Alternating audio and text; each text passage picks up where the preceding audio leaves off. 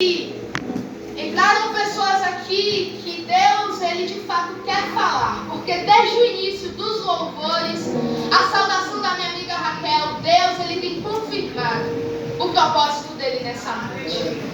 Quando nós paramos para avaliar as páginas da Bíblia, principalmente no Antigo Testamento, nós vamos ver as diversas vezes em que Israel vai ter as suas recaídas na fé, vai ter as suas recaídas na confiança do Senhor.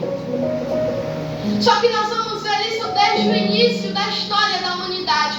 Quando Deus ele cria Adão e Eva e vai dizer: Adão, do fruto da árvore que está localizada no meio do jardim, dessa árvore você não pode experimentar. Só que infelizmente o homem toma decisões pelo seu bel prazer e come do fruto que está no meio do jardim.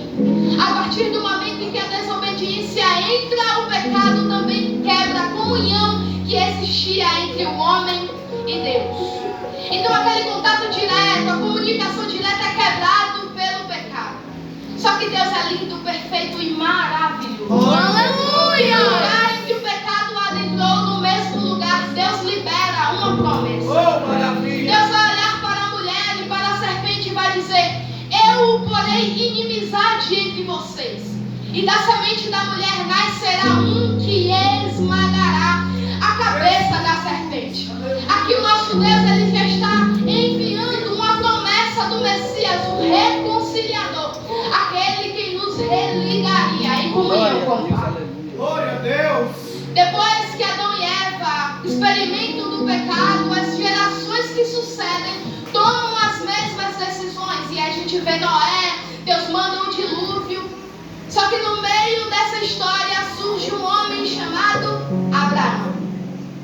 Capítulo 12 de Gênesis, a qual ela leu, Deus ele vai olhar para Abraão e vai dizer: Abraão, saia da sua terra ou saia do seu país e vá para uma terra em que eu lhe mostrarei. Na proporção em que Abraão toma a decisão de fazer o que Deus mandou, Deus vai desenrolando as promessas e vai dizer: Abraão, eu serei com você, eu te abençoarei. Quem te abençoar, eu vou abençoar. Quem te amaldiçoar, eu amaldiçoarei. Abraão, eu farei você pai de muitas nações. Eu farei com que o povo que será seu descendente tenha terra própria, Canaã, e eles não fiquem dispersos. Abraão, olhe agora para as estrelas. Você consegue contar? Assim também será a sua descendência. Glória a Deus! Então Deus ele faz essa promessa no capítulo 17 de Gênesis. Deus faz um pacto com Abraão, firmando o que ele havia dito. Só que, na mesma proporção, o homem ainda, a humanidade ainda está imergida em pecado. Abraão ele vai ter 2 filhos que nós sabemos a história, Ismael e... me lembrem o nome do outro, Isaac. Ele vai ter 2 filhos, Isaac vai ter um filho chamado Jacó. E se nós pararmos para analisar a história de Jacó, parece com a história de quem não faz parte de uma promessa tão linda de Deus. Porque Jacó ele é conhecido como enganador, suplantador, mentiroso, sendo que ele está fazendo parte da linhagem de um homem que recebeu a promessa de que seria pai de multidões. Só que em uma das fugas de Jacó no deserto, ele está no val de Jaboque e Deus ele vai se revelar para Jacó. Quando ele vai perceber que tem um anjo na sua presença, ele está arrependido dos seus erros passados, e ele está querendo ser abençoado, ter uma nova história. E o lindo de tudo isso é que o fato de Jacó querer ter uma nova história é o fato de ele prevalecer naquela guerra entre o anjo e ele. Glória a Deus! Porque talvez até ele mesmo desacreditava que estava fazendo parte de uma grande promessa pelo tanto de histórico ruim que ele estava. Só que em um determinado dia, em um lugar improvável, no val de Jaboque, Deus ele vai abençoar e ele vai dizer assim: você já não se chama mais Jacó, mas agora você se chama Israel. significado literal do nome Israel significa príncipe. Glória a Deus. Aleluia. Oh, glória! Significa aquele que lutou e perseverou com o Senhor. Meu Deus. Aleluia. Diante da dor se torna príncipe. E o Deus que faz a promessa é quem faz a manutenção do povo que recebeu a promessa. Glória a Deus. Glória a Deus. Porque talvez Jacó, ele já não acreditava mais, só que o próprio Deus já estava olhando para Jacó. Jacó, o seu avô recebeu a promessa, o seu pai recebeu a promessa, e você não vai ficar fora da mesma. Eu vou fazer uma nova história da sua vida. Glória, eu quero. Aleluia. Dando continuidade na narrativa, sabemos muito bem que Jacó, ele é pai de José. Um fato interessante é que quando Deus faz a promessa para Jacó, ou melhor, para Abraão, Deus ele vai dizer o seguinte: Abraão, o povo que vai suceder você, eles terão terra própria, será em Canaã. Só que antes de eles morarem em Canaã, eles ainda ficarão em servidão, serão maltratados durante 400 anos. Quantos anos? 400. Em terra que não pertence a eles. Quando puxamos o histórico de José, o filho de Jacó, onde José está? No Egito. Preste atenção nisso, porque talvez isso seja a história da sua vida. Quando vamos ver o lugar em que Deus permite o crescimento de José, é exatamente em terra estranha, no Egito. Ele se torna governador e a sua família vai morar também em um território chamado Gósen, no Egito.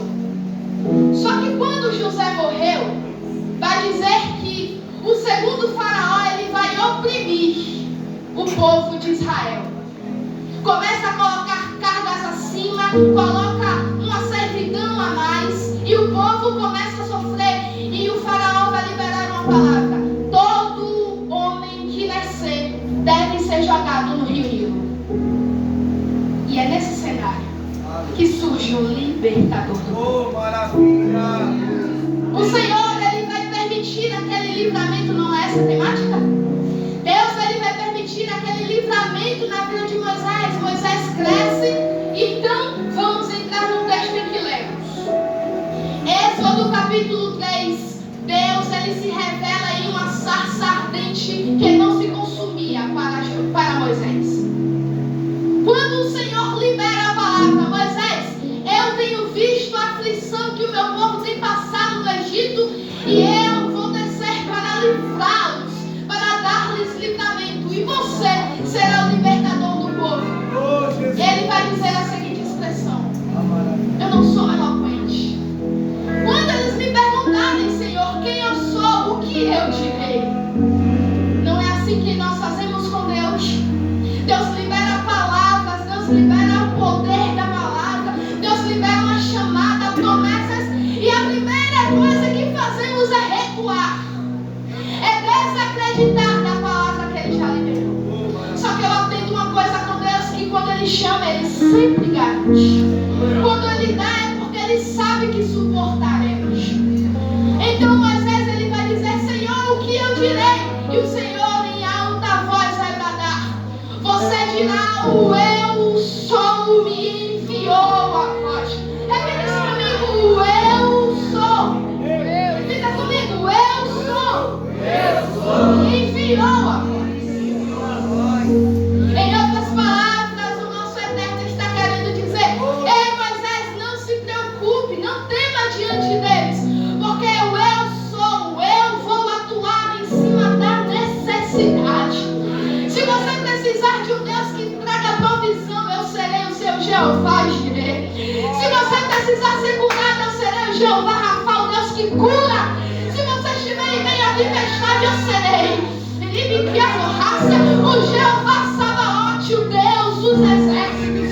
Se você estiver perdido no meio do caminho, eu serei o Jeová Raá, o seu pastor.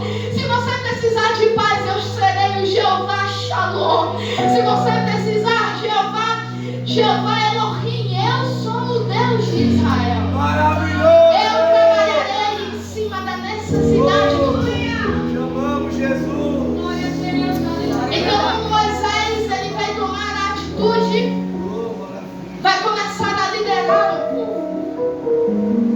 que nós sabemos muito bem que o povo era um povo de servidão difícil. E a primeira coisa que Moisés ele faz quando ele vai falar com os anciãos de Israel é perceber que eles são de dura servidão e que eles estão acostumados a ser maltratados pelos egípcios. Eles estão tão acostumados a viver uma vida de escravo sendo filho. Eles estão tão acostumados a estar debaixo de uma promessa, mas não viver a mesma, que eles estão desacreditados que Deus enviou de fato o libertador. E quando Moisés libera a palavra de que eles sairiam daquela terra para chegar a Canaã, eles dizem: nós não iremos. Quem somos nós para sair daqui? Estamos tanto tempo debaixo da servidão do Egito. Quantos de nós estamos assim? Tão presos com as oferendas deste mundo, tão presos nas coisas terrenas, que não conseguimos imaginar a imensidão daquilo que Deus já liberou sobre nós. Enquanto Rebeca estava ministrando louvor, Deus falava comigo naquele lugarzinho. Existem pessoas que não reconhecem a paternidade em mim, que a canturibiorácia, que vivem como escravos, sendo que eu já os fiz filhos. Vivendo uma vida de migalhas como filho pródigo, enquanto tem tudo em casa.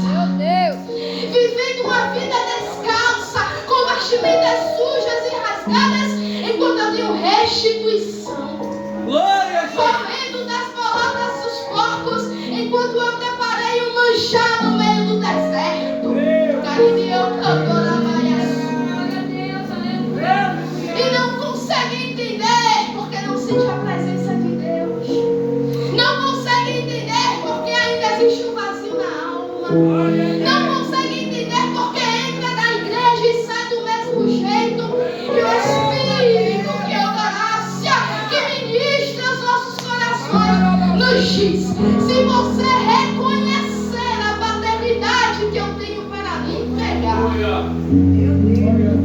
não vai ter tentação maior do que promessa, não vai ter luta maior do que a promessa, não vai ter dificuldade maior do que a promessa, porque todos aqueles que um dia receberam Cristo, Ele deu-lhes o direito de serem feitos filhos de Deus. Nós não somos mais escravos do pecado, porque um dia no alto da cruz Cristo ergueu a sua voz em alta voz e disse: Pai, a ti eu entrego meu Espírito.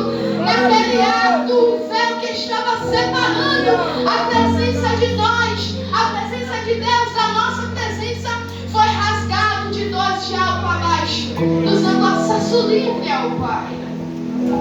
Glória a Deus.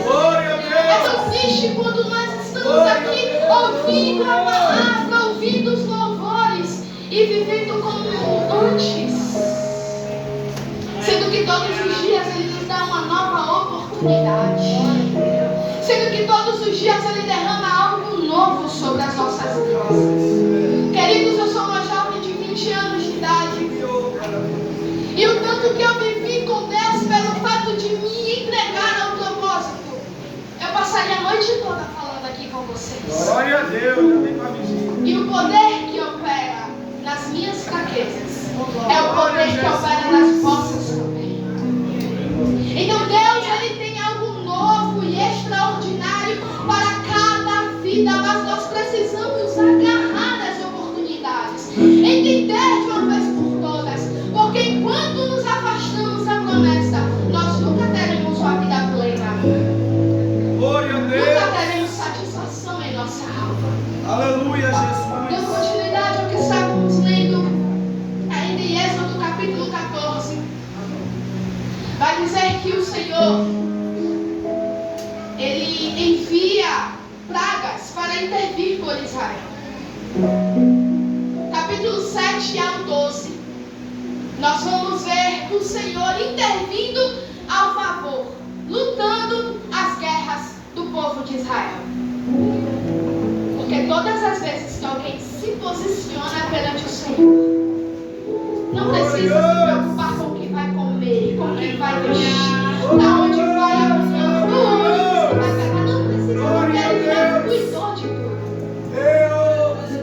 Então, enquanto o faraó resiste em liberar o povo, Deus está enviando as 10 pragas. A última praga, você sabe melhor do que eu, que foi a morte dos primogênitos.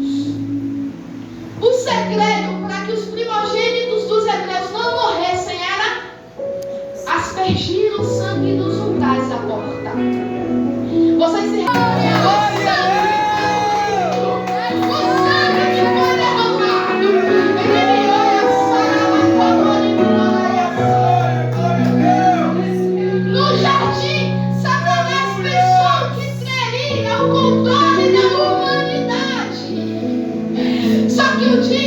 do Calvário, um homem simples, sem pecados, desconhecedor das coisas dessa vida, ergueu a sua voz e disse: Pai, eu rendo meu espírito pela humanidade. Ele sentiu medo no Getsemane, ele sentiu seu suor transformar como gotas de sangue, e mesmo assim ele não desiste do propósito pela humanidade. Glória a Deus! Glória a Jesus! O que nós estamos fazendo para ser gratos por esse sacrifício?